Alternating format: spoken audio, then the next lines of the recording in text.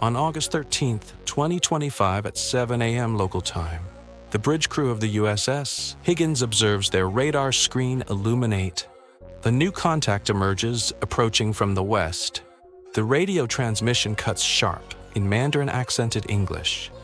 U.S. warship, you are in Chinese waters. Leave immediately. On deck, the sea remains calm. Scarborough Shoal, a ring of reefs barely breaking the surface, sits just beyond the horizon. For Washington, this represents international water. For Beijing, it's sovereign territory. And the People's Liberation Army maybe deploys to enforce it. Minutes later, Chinese warships emerge into view on the starboard side, their wakes cutting sharp lines in the blue water as they match speed with the American destroyer. From the Chinese perspective, they are monitoring, warning, and forcing away an intruder. From the American perspective, this is a freedom of navigation operation, a legal transit to challenge China's sweeping maritime claims.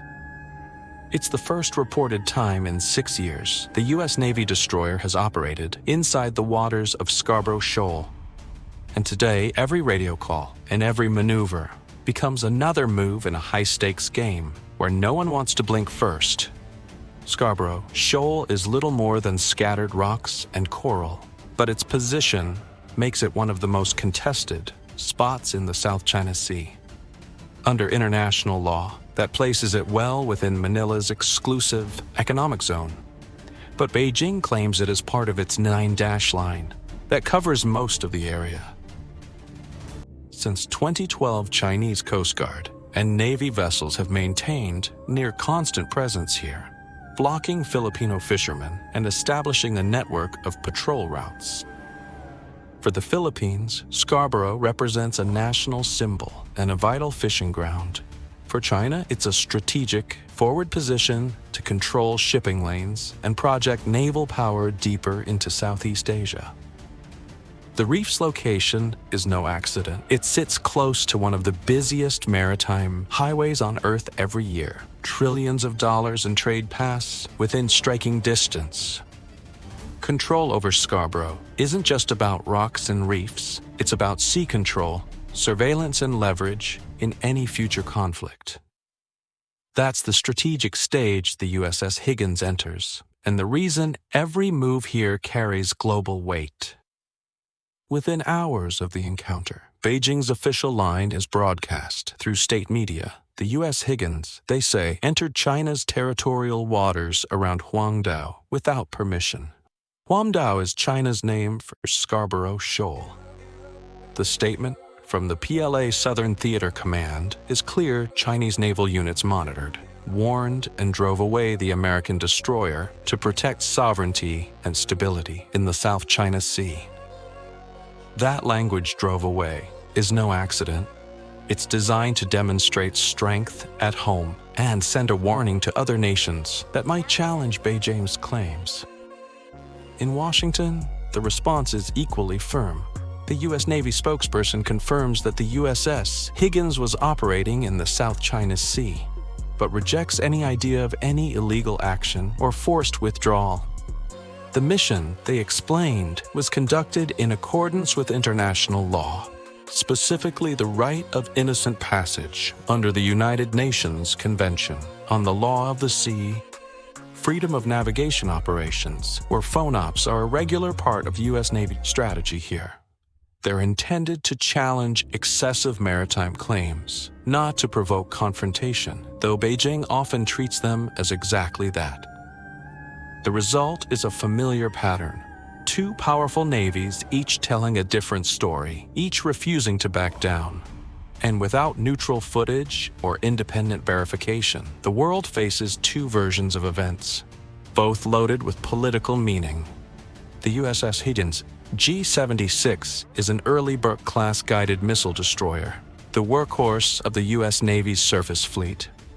At 155 meters long and displacing over 9,000 tons, it's packed with firepower. The heart of the ship is the Aegis Combat System, a radar and missile control network capable of tracking hundreds of targets at once. Its SPY-1D phased array radar scans the air and sea around it, continuously detecting threats far beyond the horizon. Below deck, the Higgins carries a vertical launch system with SM-2 surface-to-air missiles for air defense, Tomahawk cruise missiles for long-range strikes, and ESMs for close-in protection. Add to that Harpoon anti-ship missiles, 2 Phalanx Gatling guns that can spit out around 50 rounds a second, and advanced electronic warfare suites to jam enemy sensors. This is not a vessel that's easily intimidated. On the other side, you've got the People's Liberation Army, Navy's Southern Theater Command, which employs a familiar playbook in the South China Sea, shadowing, warning, and escorting what they call foreign warships. Chinese surface combatants, often Type 052D destroyers or Type 054A frigates, are well armed with HHQ-9 surface-to-air missiles, YJ-18 anti-ship missiles, and their own phased array radars. The goal is to get close enough to signal resolve, sometimes within a few hundred meters, without crossing the line into open confrontation. In these encounters, tactics matter as much as firepower. The U.S. Navy trains for freedom of navigation transits to be deliberate but non-provocative. Steady speed, steady course, minimal radio chatter, and no visible preparations for combat. Chinese forces, by contrast, often use high-speed approaches, repeated radio hails, and tight parallel courses to apply pressure. In the confined waters of Scarborough Shoal, these tactics play out in close quarters. Every helm order and speed change is watched, logged, and analyzed by the other side. The aim isn't to fire the first shot. It's to force the other into a mistake, a turn or a retreat that can be spun into a public relations win. At the heart of this standoff is a legal disagreement as much as a territorial one. Under the United Nations Convention on the Law of the Sea, or UNCLOS, coastal states have sovereignty over waters extending 12 nautical miles from their coastlines. Beyond that lies the Exclusive Economic Zone, or EEZ, where they control the resources but must allow free navigation. Scarborough Shoal lies about 120 nautical miles from the Philippines and well inside its EEZ. In 2016, the Permanent Court of Arbitration in The Hague ruled that China's sweeping 9-line claim, which covers most of the South China Sea, including Scarborough, has no legal basis. The tribunal concluded that the shoal is not capable of sustaining human habitation, meaning it cannot generate its own is it? The United States is not party to UNCLOS, but it treats the convention's navigation rules as binding, customary law. U.S. freedom of navigation operations are designed to challenge what it considers excessive maritime claims, like China's assertion of sovereignty over Scarborough's surrounding waters. China rejects the 2016 ruling outright and enforces its claims through constant patrols, exclusion of foreign fishing vessels, and rapid naval deployments when other states or their warships enter the area. For Beijing, the Higgins presence was a direct challenge to that. Control for Washington, it was a lawful transit through international waters. The clash is less about who owns the reef and more about who sets the rules for one of the world's busiest maritime regions. One of the most striking facts about the August 13th encounter is how much remains uncertain. China's official statement claims that the USS Higgins was driven away from Scarborough Shoal after repeated warnings. But the PLA Navy has not released video, photographs, or detailed tracking data to prove it. On the U.S. side, officials confirmed the destroyer's presence in the area, but flatly reject any suggestion that it altered course. Due to Chinese actions, they describe the transit as pre-planned and completed exactly as intended. Again, no imagery or independent logs have been released to the public. The absence of hard evidence is not unusual. Close encounters at sea are often recorded by both sides, but those recordings are rarely shared unless they serve a strategic narrative. In this case, each government's version supports its political goals. China wants to portray itself as firmly defending sovereignty, and the United States wants to show that it can operate freely. In contested waters, we also don't know the exact proximity of the Chinese ships to the Higgins, the number of vessels involved, or whether there were any supporting aircraft overhead. Without those details, it's impossible to judge just how tense the situation actually became. What is clear is that both sides stuck to their scripts. No collisions, no weapons used, just two competing accounts of the same event, each crafted for maximum impact on domestic and international audiences. The Scarborough Shoal incident didn't happen in isolation. It unfolded against a backdrop of rising tensions across the Indo-Pacific.